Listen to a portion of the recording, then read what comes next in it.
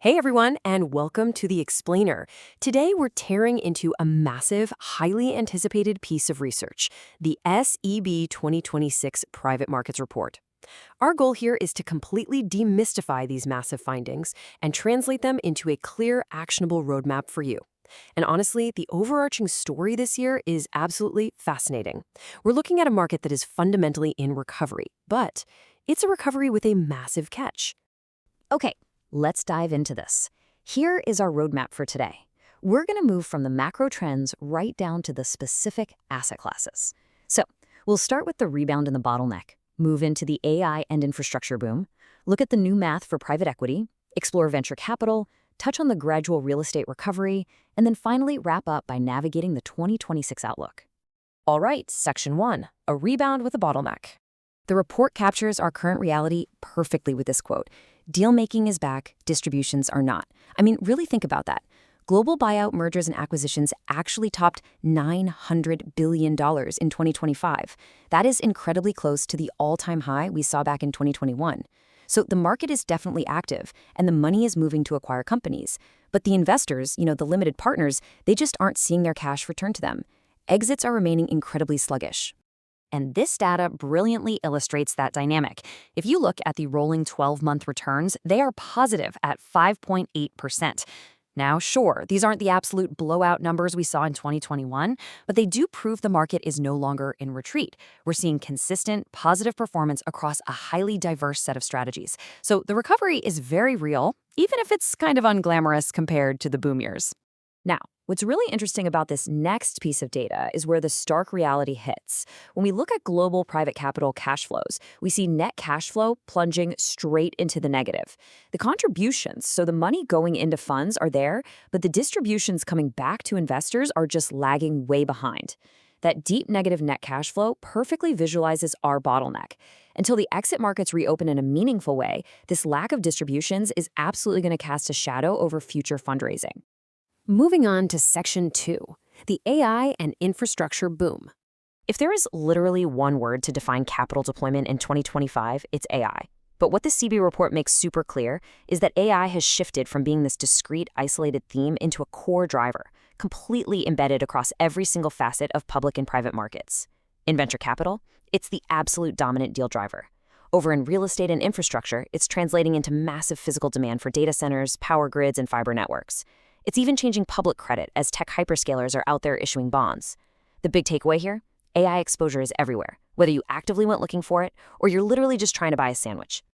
And the concentration of capital here is absolutely staggering. Just look at the U.S. venture capital deal value for 2025.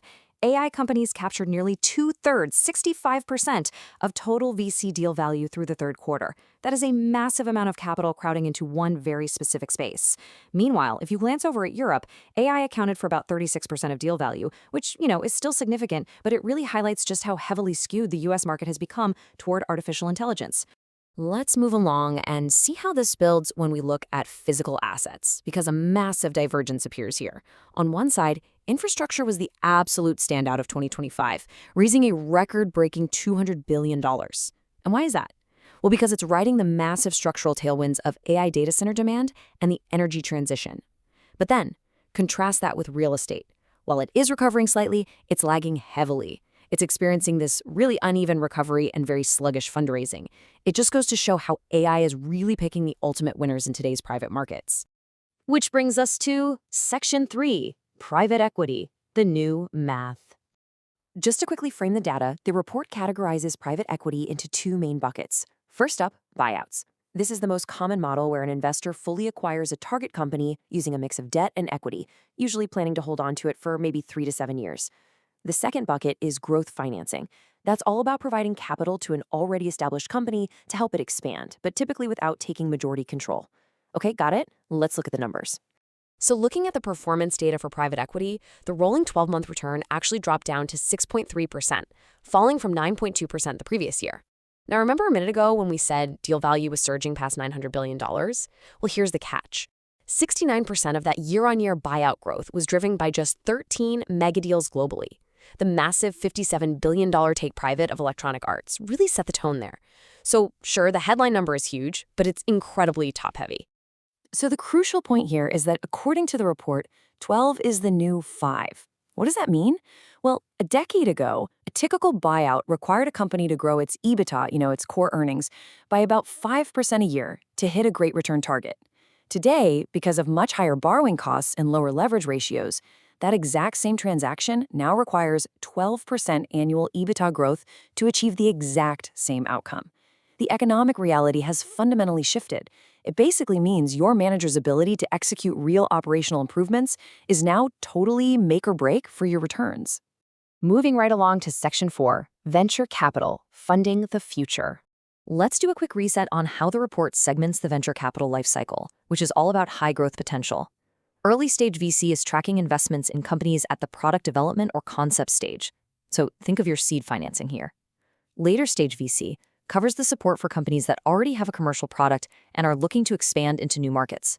This stage relies minimally on leverage, making the management team and the underlying technology the absolute focal points. Now, we've talked a lot about the liquidity bottleneck today, right? Especially in venture capital, where limited partners have actually seen negative net cash flow since 2022.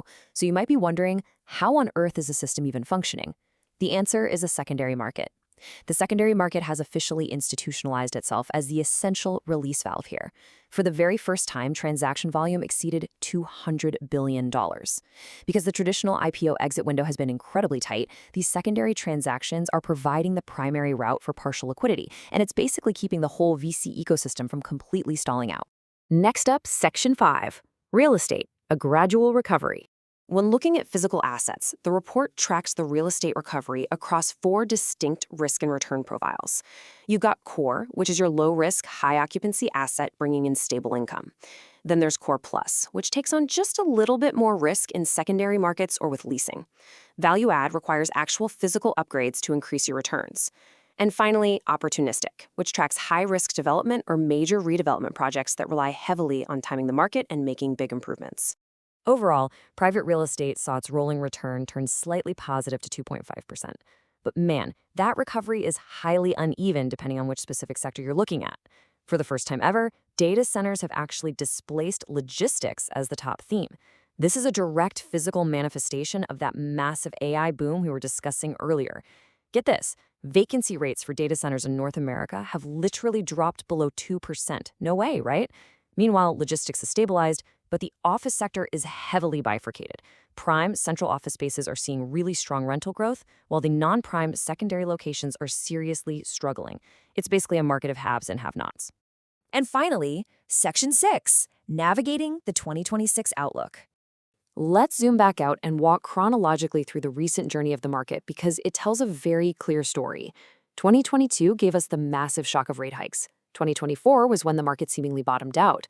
2025 gave us a very real rebound, but one that was entirely hampered by that distribution bottleneck. So, what about 2026? Well, the SEB base case expects top-level fundraising to stabilize right around 2025 levels. We're essentially looking at a trough. Unless those exits open up and distributions pick up in earnest, we are going to see a slow, steady grind rather than some explosive return to the boom years. All of which leaves us with the billion-dollar question. Will the distribution bottlenecks finally break in 2026, or are these extended holding periods simply the new normal for private markets? It is a reality every single investor needs to underwrite right now. Well, that's it for today. Thank you so much for joining me for this explainer, and I will catch you in the next one.